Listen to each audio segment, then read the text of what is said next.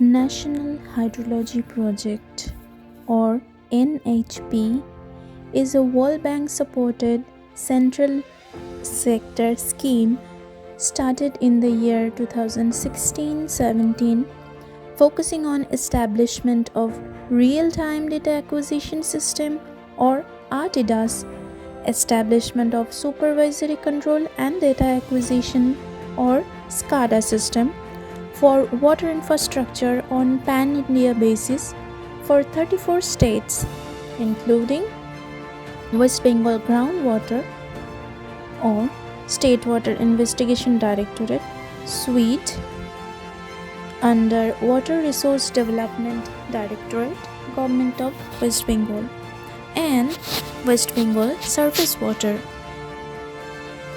Irrigation and Waterways Department, Government of West Bengal, 2 union territories, 9 central agencies, that is National Institute of Hydrology, Central Water and Power Research Station, Survey of India, National Remote Sensing Center, Central Water Commission, etc.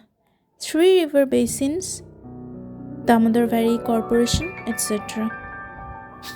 The objective of National Hydrology Project is to improve the extent, quality, and accessibility of water resources information, decision support system for floods, basin level resource assessment and planning, and strengthen the capacity of targeted water resource professionals, management institutions in India. Why we need to conserve water? Clean and fresh water is a limited resources. Although 70% of the earth is made up of water, many parts of the world suffer from clean water shortage. With all the severe drought happening in the world, the limited supply of fresh water is becoming one of our most precious resources. Every person on earth needs water to survive. Conserving water involves refraining from water pollution. This requires the use of strategies that includes reducing wastage, prevent damaging water quality, and improve water management. The population must save the water he has today and provide a sufficient supply for the next coming years. In simple words, why we need to save water? Because we need water for everyday activities and habits. Like water grows food, it protects our ecosystem and wildlife. Out of 70% of the water that is available, only 0.03% is made up of fresh water. 97.20% is made up of salted ocean water. Fresh water available on earth is 2.80. Out of those fresh water, surface water is 2.20 and groundwater is 0.60. Out of the surface water in glacier and ice cap, 2.15% of water is stored. 0.01% water is stored in lakes and reservoirs, and 0.0001% water is there in streams, and rest is in the form of water vapor, soil moisture, etc. And out of 0.06% groundwater, only 0.30% can be extracted economically by present drilling technology. Here is a graphical representation for the same. Heat from the sun causes water to evaporate from oceans, lakes, and streams. Evaporation occurs when liquid water on Earth's surface turns into water vapor in our atmosphere. Water from plants and trees also enters the atmosphere. This is called transpiration. Warm water vapor rises up through Earth's atmosphere. As the water vapor rises higher and higher, the cool air of the atmosphere causes the water vapor to turn back into liquid water, creating clouds. This process is called condensation. When the cloud becomes full of liquid water, it falls from the sky as rain or snow, also known as precipitation. Rain and snow then fill the lakes, the streams, and the underground aquifer, and this process starts all over again. This is called the water cycle. Groundwater is the water found underground in the cracks and spaces in soil, sand, and rock. It is stored in and moves slowly through geologic formations of soil, sand, and rocks called aquifers. Aquifers are layers and areas of rocks below ground where all the cracks, crevices, and spaces between rock particles are full of water. The water is able to move through aquifers, and people drill wells into them and pull the water out to use for their own uses. Groundwater is continuously being exploited due to growth in population, increased industrialization, and irrigation, as a result of which groundwater levels in various parts of the country are declining. Groundwater pollution, also called groundwater contamination, occurs when pollutants from dumping grounds, sewage systems, wastewater, mines, fertilizers are released to the ground and make their way into groundwater. Rocks are made up of grains or crystals that fit together, and the gaps or pore spaces between the grains or crystals are called porosity. Permeability is the ability of a rock to transmit water. If the pores between the rocks are interconnected, then the rock has good permeability. The rainwater and water from other sources such as rivers and ponds seeps through the soil and fills the empty spaces and cracks deep below the ground. The process of water seeping into the ground is called infiltration. The groundwater thus gets recharged by this process. Groundwater discharge is the term used to describe the movement of groundwater from the subsurface to the surface. There is natural discharge which occurs into lakes, streams, and springs, as well as human discharge, which is generally referred to as pumping. Aquifers get water from precipitation, that is rain, snow, etc., that filters through the unsaturated zone. The unsaturated zone is the portion of the subsurface above the groundwater table. Zone of saturation or saturated zone is the area in an aquifer below the water table in which all pores, fractures, and cavities are filled with water. Aquifer can also receive water from surface waters like lakes and river water.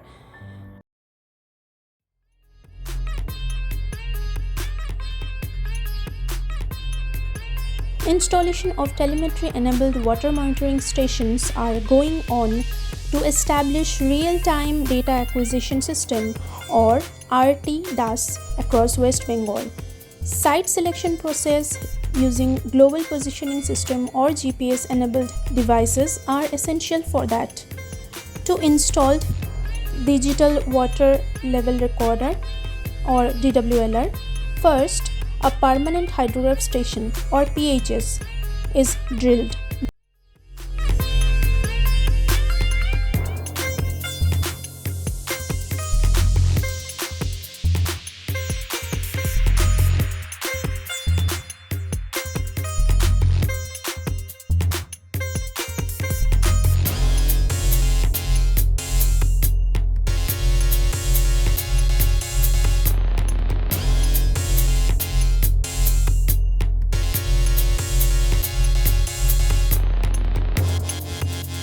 Then a protective cover is installed around the pHs and the sensor has been lowered inside the pHs. The sensor detects the water level, temperature, pH, barometric pressure, etc. from each site and store the data in data logger temporarily, then transmits the data using mobile network to the server located at State Project Management Unit SWID.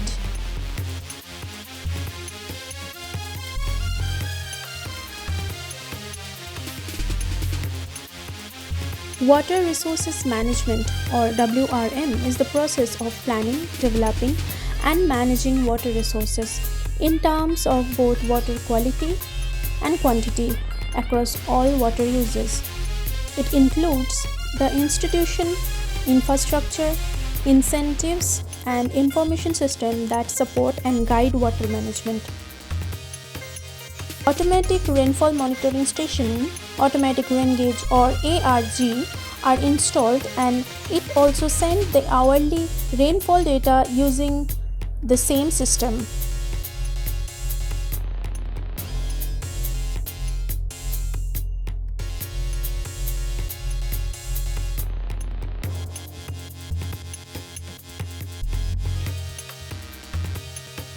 Monitoring water quality is very important for maintaining ecosystem health and the livelihood of the population.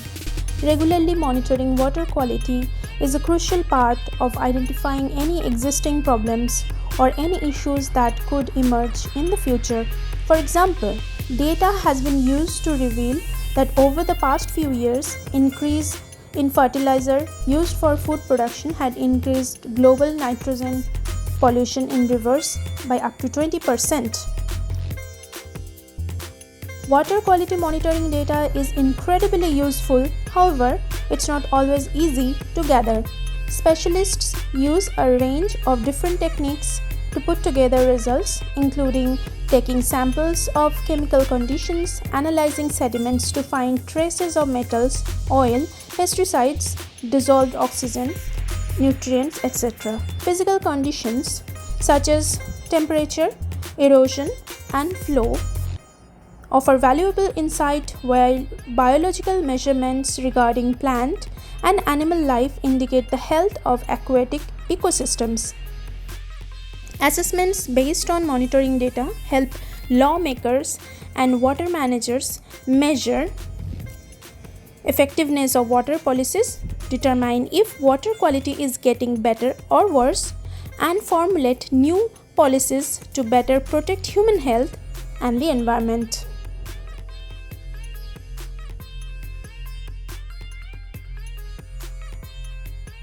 West Bengal has a very good groundwater potential. The reason of such affluence is due to her geographical location, high rainfall, and geological setting. West Bengal State Water Resource Information System or State WARIS is a state-of-the-art Geographical Information System or GIS based water information system under development, using all the historical and manual data as well as live hydrological data received by telemetry-enabled devices installed across the state under various projects. It is a GIS-based graphical user interface where water-related data will be visible on an interactive map layer for any user across the globe.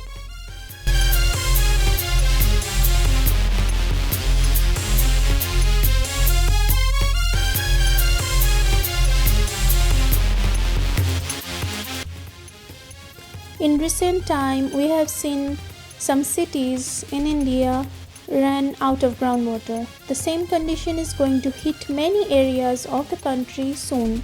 21 cities in India are supposed to run out of groundwater in this decade. So we need to understand the gravity of the situation fast. And here are few ways we can take on a personal level to protect groundwater. Get involved in water education. Constantly increase your awareness of water conservation and awareness by sharing your knowledge with others. Knowledge is power.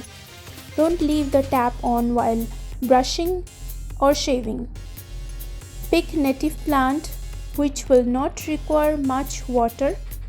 Dispose of chemicals properly. Don't just dispose toxic chemicals directly on ground or pond or river, as it may cause groundwater contamination. Limit the amount of fertilizer used on plants. Spraying of chemical fertilizer on crops causes pollution of air, water, and soil. Take short showers. If every one of us save at least 1 or 2 buckets of water every day, it will improve overall groundwater storage. Check for leaky water lines, pipes, and have them fixed. Leakages lead to loss of liters of water every day. Fix the leaks and use water conserving taps and showers. Also, leakage in the sewage system and septic tanks can add more contaminants in the groundwater, so have them fixed. Harvest rainwater. It is a great way to avail better quality water and avoid using excessive groundwater. Saving rainwater or rainwater harvesting is vital. Avoid excessive use of concrete. Open soil is very important for rainwater to filter slowly inside the soil and recharge groundwater storage in the aquifer over time. The use of traditional concrete makes the ground not at all suitable for recharge as water runs off the surface. Harvesting rainwater is a better and most effective way to avoid using excessive groundwater. This particular structure for rooftop rainwater harvesting and artificial recharge to groundwater has been installed at New Alipur College by State Water Investigation Directorate. Rooftop rainwater harvesting system can be installed in any building having a roof area and space to store rainwater in a tank or recharge your own borewell as groundwater. Government offices, institutions, industries, apartment buildings, bungalows, etc. can install rainwater harvesting system. Schools can also be a great setting for installing rainwater harvesting systems, and it will meet water needs for students and staff and also include practical learning about water conservation and environment among students. It is often implemented as a combination of storage and recharge. The rainwater, after filtering, is led to an existing storage tank on surface. Overflow from the tank, which is not uncommon in monsoon, is led to recharge the borewell. First rain of the monsoon season is not stored because the dirt and organic matter mixes with water, and such water can create contamination in storage tank. Conservation of water is a holistic approach, meaning it takes involvement of general people and government. Some changes in lifestyle and proper knowledge related to water is the base to improve it all, making it truly a people's movement. Not just conservation of rain and water, but improving awareness to do so amongst all and ensuring their participation is the primary objective of National Hydrology Project. Again, it is not possible for only government programs and schemes to achieve the full objectives of water conservation and groundwater recharge. Traditional and modern knowledge of public about this is equally important. We need to find proper alternate to conserve and manage this resource. It is a perishable resource, meaning with time and effort we can actually reverse the damage, restore and improve the quality of groundwater. Use it carefully.